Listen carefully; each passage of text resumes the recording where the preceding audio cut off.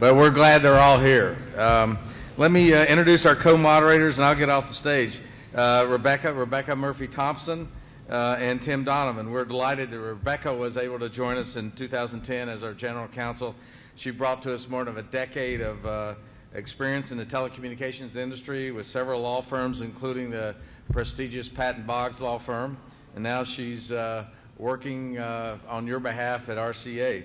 Our co-moderator, Tim Donovan, who serves as RCA's Vice President of Legislative Affairs, and in that capacity, Tim coordinates our legislative advocacy before all the policymakers in Washington, and on all the issues that affect our members. And prior to joining us, Tim served as Manager of Government Affairs at the Direct Marketing Association, and also worked for Senator Jack Reed from Rhode Island. So I'm going to turn this august body over to the two moderators and let them get us all educated on policy issues. So Tim, Rebecca, enjoy. Great, thanks, Steve. And it's my pleasure to introduce the rest of our esteemed panel. We'll be joined today by Doug Minster, the Vice President of Government Affairs for Atlantic Telenetwork, for Ben Moncrief, the Director of Government Affairs for C Spire Wireless, with Julia Tanner, the General Counsel for MTPCS, Jim Barker, Partner at Latham & Watkins, Mike Lazarus, member of the Telecommunications Law Professionals, and Sharon Ringley, the co-founder of Twin Logic Strategies. So with that, I'd turn it over to Mike for an update on some pending transactions. Yes, thank you. I'm happy to be here. I'm going to talk about the Verizon's proposed acquisition of Spectrum from Spectrum Co. and Cox. And this transaction really depends on where you sit. If you listen to Verizon and the cable companies, it's a no-brainer. You're taking 20 megahertz of spectrum that's not going to be used, and you're giving it to somebody that's going to need the spectrum sometime in the future, although we're not quite sure when in the future that's going to be. If you look at the rest of the industry, you're really increasing the duopoly that currently exists in the wireless industry. And I think it's, you can't really argue that it's either a duopoly or on the precipice of a duopoly at this point. And that's really by any metric. If you look at subscribers, if you look at industry EBITDA, AT&T and Verizon are completely separated from the rest of the industry. And if you look at spectrum, and it's not just nationwide spectrum holdings where, again, they're above and beyond where everybody else is. It's spectrum under 1 gigahertz. It's the beachfront spectrum that they have, which is, as we all know and as the FCC has acknowledged, is much more valuable than spectrum above 1 gigahertz. And in Verizon's case, it's spectrum that is immediately deployable and ready to go for 4G LTE, which at some point is going to give them a huge advantage over everybody else in terms of their 4G network. Now, why is that a problem? Why is a duopoly a problem? Why is having two dominant carriers a problem? Well, it's because they have control of the critical inputs that you need to provide competitive services to consumers. And by that I mean control over spectrum, control over roaming, control over handsets, and control over wireless backhaul. Without those four critical inputs, it's really difficult to compete and, again, provide services that consumers want on an equal basis. Now, two other really difficult problems with this transaction is it's going to eliminate 4 potential competitors from the market. I think in 2006, when you saw the cable companies bid for this spectrum, you thought, okay, these are well-oiled, very well-financed companies, brand names. They were going to be able to enter the wireless market. And they decided, it seems, if you look at their comments, they decided soon after, we're really not going to jump into the wireless market. We're going to hold this asset and monetize it, and that's exactly what they've done. In fact, they're going to make over $1.5 billion completely separate from the joint marketing agreements that are involved in this transaction. The other big issue that we have to look at here is, are we looking at a transfer from a speculator to a warehouser? The cable companies here from 2006 on have basically held this 20 megahertz of spectrum. With the exception of Cox, they haven't done anything to build it out. So 2006, we're in 2012 right now. Many companies in this room would have loved to get a crack at using that AWS spectrum. A lot of RCA members, Metro PCS, T-Mobile, have started building out AWS spectrum as early as 2007, 2008. Yet this spectrum has just lied fallow the entire time. So there's been a number of comments recently that, particularly by Comcast, that this spectrum was never they never intended to enter the wireless market. But it's not just that comment. It's really comments over the last 5 years that this was not an industry that they really thought about going into. And we applaud the FCC for saying that we're going to take a hard look at those comments in the interrogatories and document requests that they've issued recently. And we're very pleased, and we applaud them for agreeing to take a close look at those comments. And looking at the Verizon side of things, this is a clear spectrum warehouser. If you look at the Verizon spectrum holdings right now, east of the Mississippi, they have 20 megahertz of AWS spectrum that they have not even begun to deploy. And in some markets, they have up to 44 megahertz of spectrum that's just sitting there. You add 20 megahertz to that, and you're looking at over 60 megahertz of spectrum, which I think a number of carriers in this room would love to have to be able to operate, much less just have in their spectrum warehouse. So the question is, what does the FCC do about it? This is a very clever transaction in terms of most of the markets fall under the FCC's current spectrum screen. But from our perspective, the spectrum screen, it should really be blown up. The spectrum screen is from a bygone era. It was used for the first time in 2004, and things that led to having a spectrum screen just don't exist anymore. Things like the FCC declaring that there's effective competition, which has not happened for the last 2 years. So we don't think there should be a spectrum screen because it was really used as a proxy to determine whether or not there's anti-competitive effects. Well, you don't need a proxy anymore. You can just look at the market and see that with the control of these spectrum inputs, like critical inputs like spectrum, roaming, et cetera, there are anti-competitive effects, so you can skip right over it. We don't need a proxy anymore. There's a problem, and the FCC needs to fix it. To the extent they do want to revise the spectrum screen, there is spectrum in there that should be removed, and by that I'm talking about the 700 megahertz D block, which of course was just reallocated to public safety and will never be used for commercial use. And there's some SMR spectrum. So at the very least, we think the spectrum screen should be reduced to 135 megahertz, which will kick in a lot of the Verizon acquisition markets. In addition, the FCC has, in AT&T Qualcomm, finally acknowledged that spectrum under 1 gigahertz is much different than spectrum over 1 gigahertz. And we think it's time the FCC adopts that rationalization in its screen. If spectrum is more valuable, it should be treated differently than spectrum that is less valuable.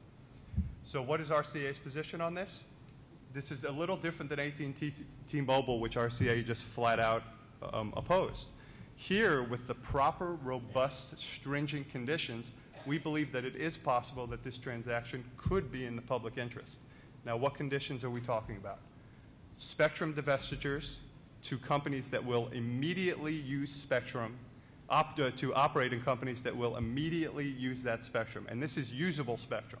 So not spectrum that might be tied up. We obviously know the issues that are surround the 700 megahertz A block. The divestitures have to be of immediately usable spectrum. One problem with Verizon is they've said to the public, to the capital markets, and in their FCC application, that they don't need additional spectrum until 2015. And then after some robust opposition occurred, all of a sudden the story changed. And now they don't need spectrum until 2013. And we also applaud the FCC for asking specific questions about how did that change within the span of 3 or 4 weeks. It seems a little odd because you just have a little bit of opposition. And a couple other conditions that we really think the FCC needs to incorporate as far as roaming. Verizon is offering as part of this integrated transaction, and I use integrated, that's Comcast's word, not mine, the ability for cable companies to resell Verizon's wireless services at what we assume are very low rates. We don't know. These are all redacted documents. Very few people are able to see them. But it's a critical condition because, again, we have companies that are actively building out companies for the most part. And Verizon right now, by giving cable companies who have said, we're not spending any money to do this, we're not going to build out, why should they get a reseller rate that's extremely low? Again, this rate should be offered to all carriers. There should also be an interoperability condition. Verizon should not have the ability to restrict handsets and to restrict equipment only to the bands that it's going to deploy 4G LTE on. And lastly, there should be a condition on reasonable access to wireless backhaul. The fact of the matter is you have both landline providers in a number of markets providing wireless backhaul who are going to be working together. I mean, at best they're involved, at worst they're involved in non-compete agreements, At best, they're involved in extreme cooperation agreements, and that really needs to be fixed. So we look forward to working with the FCC in the coming months. We think they're asking the right questions as far as this transaction, and hopefully at the end of the day they act in the public interest and not in the interest of just the applicants. Great. Thanks, Mike. And it is a very important issue, a very timely issue. Our RCA testified to these ends just last week in front of the Senate Antitrust Committee. But, of course, it's not the only spectrum issue that we're currently involved in. So for an update on some of the other spectrum issues, I'd turn it over to Jim Barker. Thanks, Tim. So I thought I'd spend a few minutes just running through kind of a snapshot of where we are in terms of spectrum issues. The theme of this conference really has been spectrum scarcity. The keynotes yesterday and the panelists this morning all touched upon the point many, many times.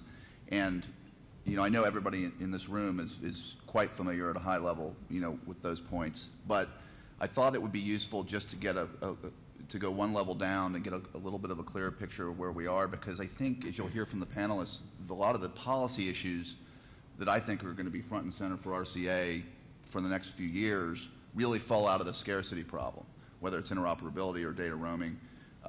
It's really sort of these issues rest upon an understanding of where we stand. And I think probably the place to start is with the Commission's National Broadband Plan. I mean, this was trumpeted as, finding 300 to 500 megahertz of new spectrum, and there were 4 or 5 primary initiatives that were outlined in the plan. And so just to sort of touch on them in brief, the first was really kind of, in some sense, nipping around the edges of spectrum that already existed. It's the WCS spectrum that's around 2.3 gigahertz. There, the Commission hoped to make that spectrum more usable by relaxing some of the interference protections with the adjacent satellite radio service. Anecdotally, from my talks with people in the field, people are still scratching their heads about how to use this spectrum. It doesn't appear that the relief that the Commission provided has been enough, and this spectrum is mostly held in the hands of private parties. So, that's sitting there and really hasn't been a fruitful option for many carriers in the room. AWS-2 and AWS-3 have been prime pieces of spectrum that have been sitting at the Commission in various stages of proceedings since 2004. And AWS-3 in particular is probably the spectrum that the Commission is capable of getting out to market soonest. It's prime real estate. It's 20 megahertz, very close to the AWS-1 bands. What the Commission and the policymakers in Washington would like to do, though, in order to ensure the most robust auction that they can find, is pair this spectrum with spectrum that they would like to have made available from the NTIA, the organ of the Department of Commerce that controls the government spectrum. And they've identified another 20 megahertz of prime real estate, which would be wonderful for our industry to be able to use commercially. The problem is this band, and this has received a lot of press, is used for sensitive government operations. And not to minimize that, but is what it is, and it's a huge problem. There was a report released, somebody alluded to it yesterday, by the NTIA earlier this week, where they've done a very intensive study of this spectrum and sort of the landscape around it, and they've concluded that really for 10 years this spectrum is going to be very problematic for commercial use. The NTIA is saying it's not going to be as simple as it's been in the past by simply relocating government users to other bands, because those other bands, it says, don't exist. The agency probably needs to be pushed on that, but that's the current posture. And so if that's the case, the Commission's going to be standing in one of two places with AWS-3. It's either going to have to just put 20 megahertz of spectrum out there and pair it as two 10 megahertz blocks, or put it just out there as 20 megahertz contiguous, or it's going to have to continue to work with NTIA. The new spectrum legislation that was just passed by Congress mandates that spectrum be auctioned by 2015. So, there will be an endpoint where that spectrum comes to market, but I'm betting that it's not going to be next year and it's not going to be the year after. That deadline's going to get pushed. So in terms of near term, that spectrum's not coming to market, I don't believe. The D block, as Mike mentioned, another great potential source of spectrum availability, prime real estate in the 700 megahertz band. That's been repurposed in the recent legislation for public safety. MSS, mobile satellite service spectrum. There's 3 swaths of the spectrum that's used for mobile satellite. There's the so-called Big LEO band, where Globalstar and Iridium sit.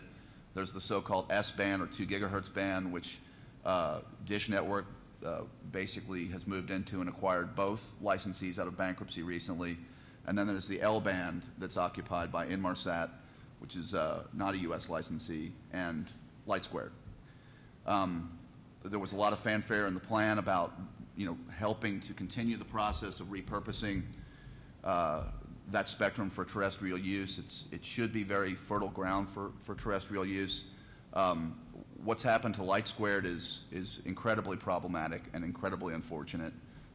They will be filing a reply pleading today at the FCC, and they are fighting. But I think you heard LightSquared's chairman of the board yesterday say that company doesn't intend to go away, but it is also true that they are in a real fight. And so what that means is that a real nationwide network that could provide at least some source of assistance for the spectrum exhaust has been taken off the rails here for a bit. Hopefully it gets back on the rails soon. But again, not exactly consistent with the notion of pushing more spectrum out to market. The Dish acquisition has received a fair amount of attention in the press lately, and just again, within the last week or two, the FCC, it's pretty interesting. When they granted the approval for the Dish sale, they did not give Dish, as they had with LightSquared, the ability via a waiver to use this spectrum for terrestrial use. Right now, that spectrum is sitting there and it can only be used for satellite purposes. What the Commission has done is open a rulemaking proceeding and say, all right, what we're going to do is get rid of this whole notion that this spectrum for terrestrial use has to be ancillary to your satellite. We're just going to basically say it's terrestrial spectrum. We're whacking it up into a bunch of geographic areas that could potentially be re-auctioned. But because there is a satellite service up there, and we don't think that the two can coexist if we whack it up and give it to multiple licensees, we are going to go ahead and give it to Dish as the S-band licensee, so effectively controlling what they are now calling AWS-4, a new swath of terrestrial spectrum. And they've proposed to require Dish within 3 years to cover 30% of the country, and with, I think, 7, cover 70% of the country. If they don't meet the build-out deadline, the proposal is that the licenses, both satellite and terrestrial, all get reclaimed by the Commission, and then they would go to auction. So it appears that they're going to give Dish a shot to go ahead and try to deploy something terrestrially, and if they can't, then they're going to go ahead and reclaim the spectrum. So it's a rulemaking proceeding, and you guys know how FCC time works. This spectrum, again, is going to be caught up for a while in trying to figure out, how it's repurposed, and again, it has potential, but it also, again, is going to be delayed. And the final piece of the broadband plan is incentive auctions, and again, people touched on this yesterday, but this is the effort in the the recent legislation has authorized now the FCC to reclaim what it hopes will be 120 megahertz of the TV band spectrum near the 700 megahertz band, and re-auction it. This is going to be an incredible implementation challenge for the FCC. Certainly not insurmountable, but it's going to be very complicated. And again, the fundamental notion that's built into the statute is the broadcasters are not going to have their spectrum taken away. It's got to be voluntarily. So the broadcast spectrum's got to be repacked first. Second, broadcasters have to decide that they want to go ahead and give the spectrum up. And then they have to go through this machinery to both value the spectrum via an incentive auction and then re-auction it in a forward auction. So lots of complications there, and ultimately it's not at all clear that the entire 120 megahertz or a third of that or half of that will come back. I don't mean to be pessimistic about that. Again, I think that the FCC can step up to the challenge and do this, but it's just complicated, and there's no set deadline for that in the statute. So that might take quite a long time. I think Commissioner McDowell was saying, between 4 to 10 years was the range he cited. And I don't think we disagree with that, at least sitting here today. So There's just one other point about the legislation. There's a couple of other auctions, about 65 megahertz of spectrum that's been identified sort of in various places in the Commission's rules that may come to market, subject to certain circumstances. But it's not, I don't think anything. It should help around the margins and only that. So that's kind of where we stand from the spectrum picture. So yes, spectrum's scarce and things look bleak. And things need to be worked on. I would again think one of the most immediate things the Commission can do is solve the light squared problem. When we think about the policy issues that fall out of that, and I think we can talk a little bit more of that, it really does place an emphasis, as I think Doug Hutchison of LEAP mentioned yesterday, and it again was another theme running through the keynotes, was spectrum sharing, cooperation, network cooperation. When you think about roaming is basically a means to cover the entire country through collaborating on network sharing. Incredibly important, remains an incredibly important policy issue. As I think people are aware, Verizon has appealed the data roaming rules. RCA has, and LEAP and a number of other members have sort of been leading the charge in trying to do their best in court to help defend the FCC's action, which was actually reasonably modest. But if that falls, we're going to have to go back to the drawing board on roaming, and we're going to have to go back to Congress potentially on roaming. So roaming, interoperability, these other sort of category of sort of network sharing policy issues, I think are important issues that all fall out of spectrum scarcity. With that, I'll stop, and we can have a broader discussion. Great. Thanks, Jim. Well, I think now we'd like to tie it all together, tie in what our CEO said this morning, in addition to what some of our Washington representatives here have to say about this. And we heard our chairman this morning say that you have to stay up on your Gs, and we heard our vice chairman say it's not just about allocating spectrum, but how that spectrum is allocated. And so, Ben, I thought perhaps you could talk a little bit about what the rules of the road should look like in terms of spectrum auctions. Sure, yeah. Let me start. I don't want one thing to be missed. I think it's pretty remarkable, and you got this from both of the comments just now. It's pretty remarkable where we are as an industry today. As of this convention, you have the entire industry, except for AT&T and Verizon, aligned on these fundamental issues of competition. How spectrum is to be used, data roaming, interoperability. That's how important they are. They're fundamental. When it comes to spectrum allocation, there's a big win to be recognized. Just in the past few months, numbers 3 through the rest of the industry have come together to preserve the FCC's authority to shape auction rules and to assure that there can be competition going forward as this additional spectrum comes to market.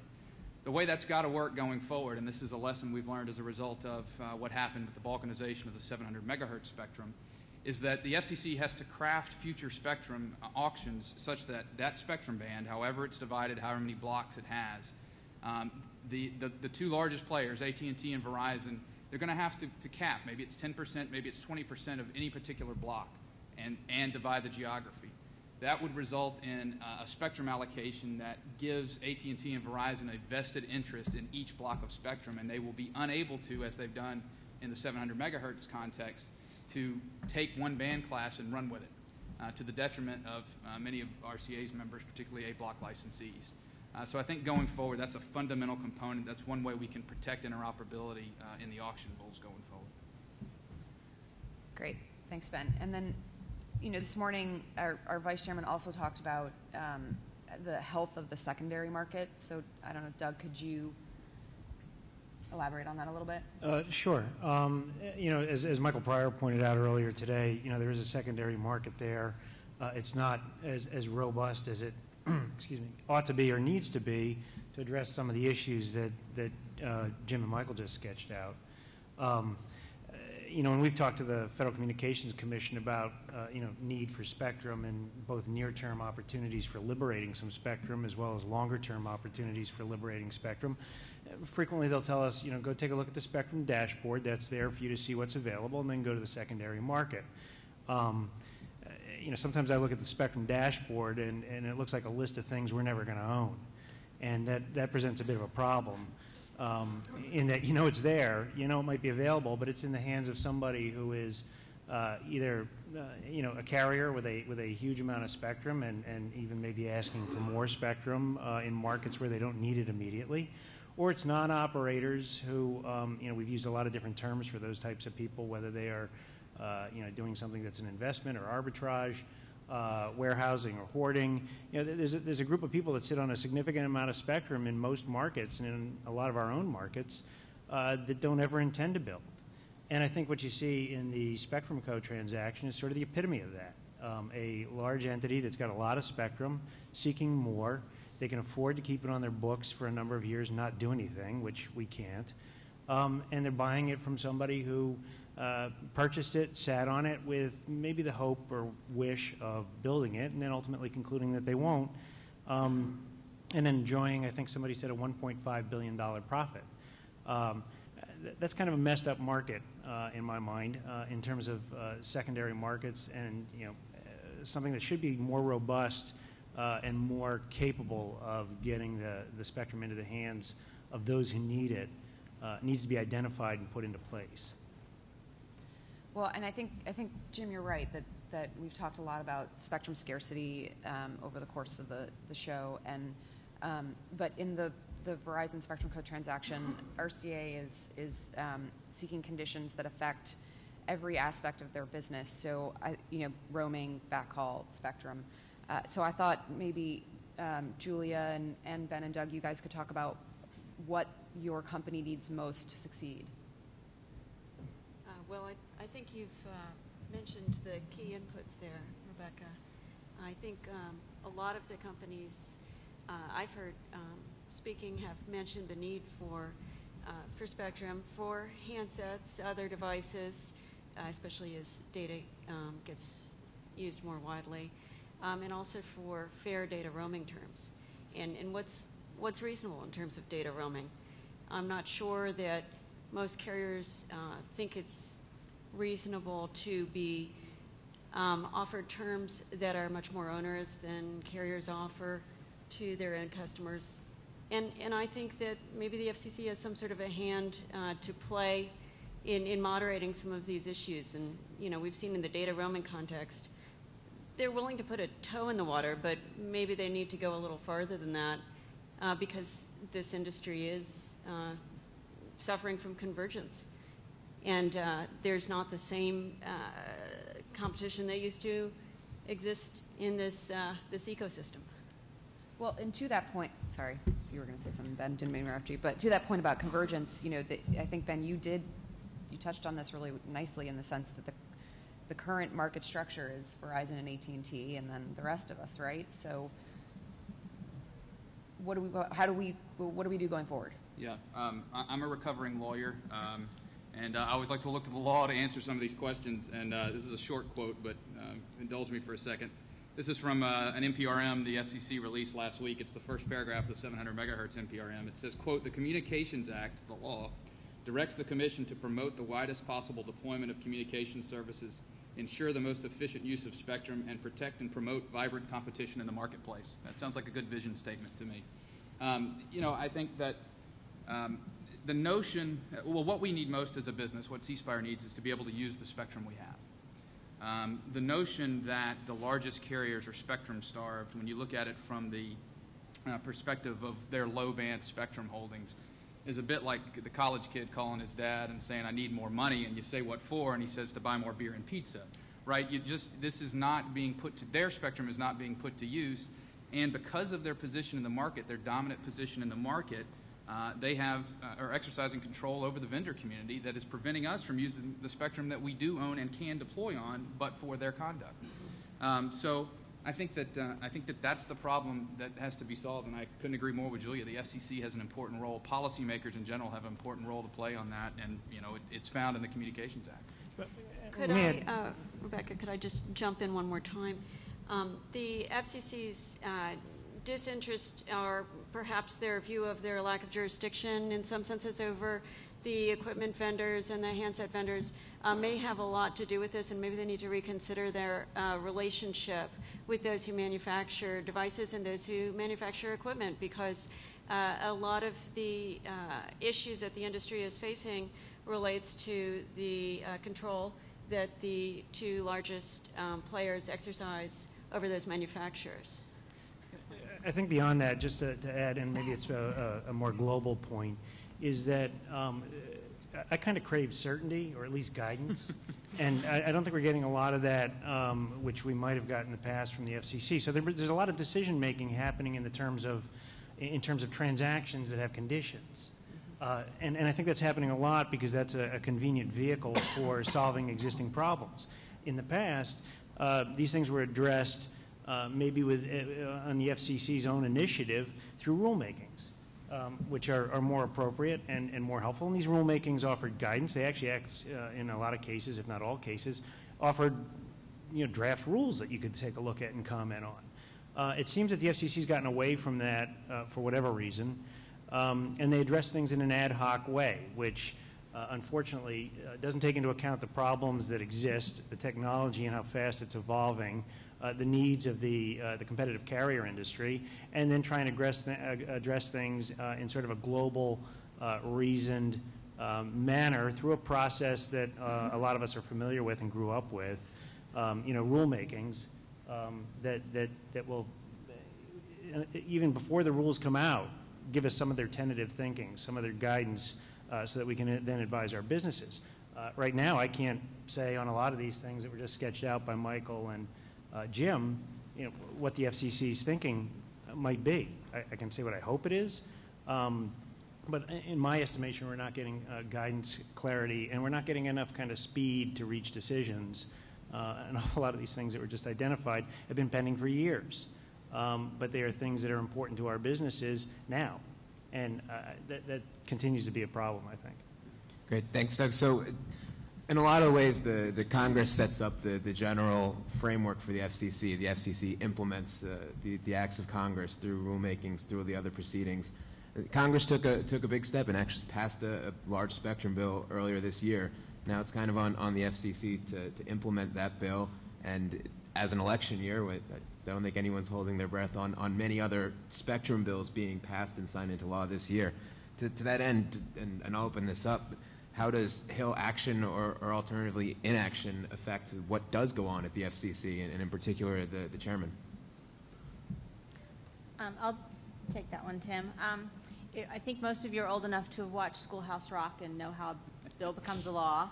And obviously, I think most of you are. It's hard to see with the lights. Legislation is obviously the most direct way that Congress can affect what's going on at the agencies. Beyond that, Congress has the power of the purse, and Congress regularly funds and defunds programs and policies and entire agencies that they don't particularly like the direction it's going in. You've seen this most recently in our space when it comes to the net neutrality rules, recent attempts to do that. But I think what we're going to see most of in the next few months, because of those pending elections, is Congress exercising its oversight authority. And Congress can use that broad power to really put the screws on agencies and their policy direction. They can hold hearings, they can write letters, they can make calls, they can keep the commissioners up in front of them in hearings, every week to press their points. And I think we'll see a lot of that. There's a great opportunity as they go forward on implementation of the spectrum auctions for Congress to kind of keep its fingers in how the FCC takes that legislation and implements it. And Tim, you want to add a little more to that? Yeah, no, I think that's an important point, and even we talk about how transactions are often used as a vehicle for putting some of these policies in place. I mean, the Senate did take the first step in looking at the Verizon Spectrum Code transaction. Other committees have without announcing anything, said they may or they may not. They're waiting for the record to develop at the FCC. But this is a way that we can really drag some of these issues into light and help make them front and center as we are pushing for pro-competitive policies. And if I could just put Doug on the spot real quick, sorry.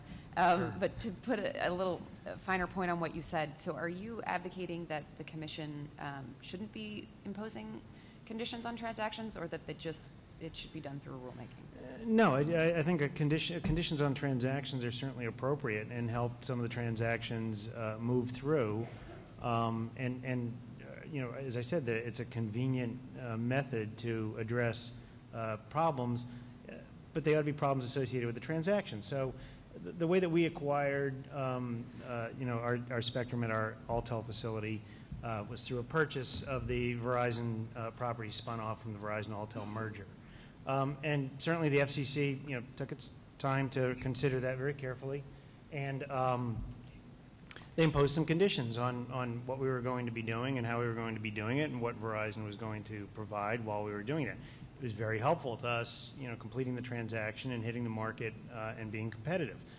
That works. But I think we've gotten comfortable now with asking the FCC to impose conditions that are, at least feel rulemaking-ish, if I can torture a phrase, and would be more appropriate in the context of a broader consideration, proposing rules, and going through that rulemaking process, and doing it in an expedited fashion. I'm concerned, and it's the reason that we have relied on conditions now, that FCC rulemakings, get introduced in 2006, and we're still waiting for some of these to, come home in 2012. We can't run businesses with major issues like that kind of hanging out there. So I think conditions, remain a good way to solve some problems. I think, however, they've become a primary method of addressing issues that used to be addressed by rulemakings in the past. And I take serious, some of the comments here too about, the FCC's got to kind of step up and lead, or get a mitt and get in the game on some of these issues where, it's almost ad hoc decision making or policy making rather than, a coordinated position that's being carried out by the FCC, guiding the industry. Thanks for the clarification. Right, so one of the things that we see there is waiting on the FCC. Another thing to shift gears that we're waiting on at the FCC is the two current vacancies at the commissioner level at the FCC. Just open to the panel, when do you think that the nominees will come online, and what impact does that have on commission action and agenda through the rest of the year? Yeah, I think in particular the like the interoperability on PRM and the 2 gigahertz proceeding and things like that. I'll take a shot at the NPRM bit.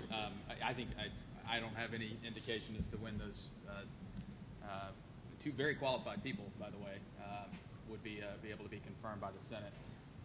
That's more a story of Senate political fights, I think, more than anything else. With regard to the NPRM, I think it's a bit of a double-edged sword. Over the course of the last year, A-block licensees in particular, but other players in the industry have invested a great deal in filling the record, whether it was in the AT&T-Qualcomm transaction, whether it was on the comment docket that was open on the petition that was filed nearly 2.5 years ago now.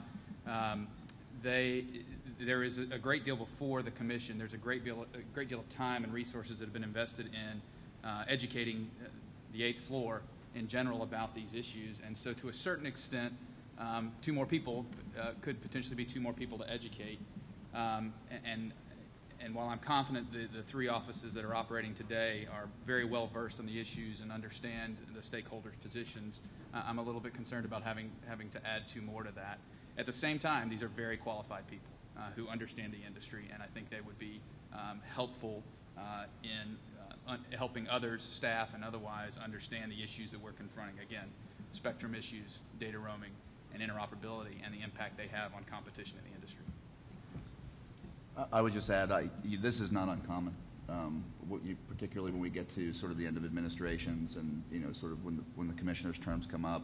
It's a time when there's some politics that is played. That's, I think, to be expected. And I would just underscore what Ben said. I think while it's hard to predict exactly when they would join the commission, the 2 commissioner candidates are both known to a lot of us and are incredibly qualified folks. And so I'm not as concerned about the need for them to get up to speed. They're both people that follow these issues, and so we'll see. I would expect that we'll have a full complement though within a few months. Within a few months. But I would just add, even with that full complement though, we're in an even-numbered year, and an even-numbered year, there's just no incentive for folks to compromise and for folks to get things done. Isn't that true, though, in an odd-numbered year? More and more so, yes. I'm not sure last year was really a hallmark of cooperation. I think the bottom line on that is, the FCC is fundamentally a political institution. These people are appointed by the president. They're confirmed by the Senate. It's good to be right, and on these issues we are right, but you also have to assemble coalitions. You have to be involved in letting your elected officials who represent the areas where you operate or where your headquarters are if you're a vendor, or the people you serve if you're a vendor. You have to know you can't just be right and win. These are political fights as much as they are substantive ones, and so it's important to prepare both sides of that fight. And there could be an opportunity here as well in the next couple of months. I mean, it's a lot easier to convince 2 people that you're right as opposed to convincing 3. So in order to get 2 votes now, which is what we have to do, there might be some opportunity there to try and convince 2 people to, let's get a couple of things done here as opposed to waiting till we have a full complement of 5, having to get that extra vote. Great, thanks everyone. And so for a wrap-up question, and I'd like to hear from everyone on this one, just your general predictions for the rest of this even number year that we're in, both on the Hill and at the FCC. Mike, want to start us off? Sure. A lot of uncertainty. I mean, I think you have a large transaction that's going to dominate a lot of the FCC's time, and that's Verizon Spectrum Co. And it really deals with a lot of the issues that a lot of us are concerned with. And to Doug's point earlier, it is tough. I think you'd rather have things dealt with in a rulemaking, but in a transaction, I think it gives the FCC a little bit more flexibility to apply conditions that maybe they're a little bit unsure about their authority on. So they can extract voluntary conditions from companies that maybe in the course of a rulemaking they wouldn't be able to do because of the potential authority questions. So I think there's going to be quite a bit of uncertainty. We do know that there's going to be some more action on universal service and inter-carrier comp, particularly over the next few months, but I think that's going to be the main focus, at least over the next few months. I agree with Mike. But for a prediction, my prediction is victory in the D.C. Circuit on data roaming. All right. That's good. But I think it would be prudent for us also to make sure that we're thinking about fallbacks if we lose. I would say that case, our industry put a great foot forward to defend the FCC's action, and we think the FCC is on solid ground. But it is a complicated case, and so I think the prediction is victory, but we should also be thinking about putting the pressure on. Even if we win, there's still a lot more work to do on that issue. So rather than a prediction, I guess I'm going to talk about a hope. So wireless took what, a 60% haircut on USF receipts? I'd really like to see the FCC, not that I want to see another USF proceeding, I'd like to see the FCC address the contribution factor and give us a 60% haircut on the contribution factor. From the Hill perspective, I don't think we'll see any kind of big legislation like a spectrum bill pass again. One, there's not enough time, and 2, there's just no incentive whatsoever to cooperate to do something big like that again. I do think there are a couple issues, though, that are kind of a hot topic in D.C., and one is privacy. Some of your CEOs mentioned up here earlier the development of the app market. From the Department of Commerce and the White House and the FTC and the FCC and Congress, this is a huge topic of conversation, and there is definitely some discussion of who to hold accountable and who to hold responsible for the actions in particular of third parties. So that is something to watch very closely. The other space we might see some legislation move in is in the cybersecurity realm. I have my doubts, and I probably wouldn't place money on it, but there is definitely discussion and a sense of urgency in some committees to do something. They're considering who to be included in as critical infrastructure, which is something carriers should care about. They are trying to figure out which is the appropriate agency to spearhead these efforts. So that's a discussion that you'll see a lot of press about and should probably pay attention to in the next few months. But other than that, I think it's going to be a lot of oversight. There will probably be more oversight activity on the Verizon deal, and then some oversight on the broadband stimulus programs.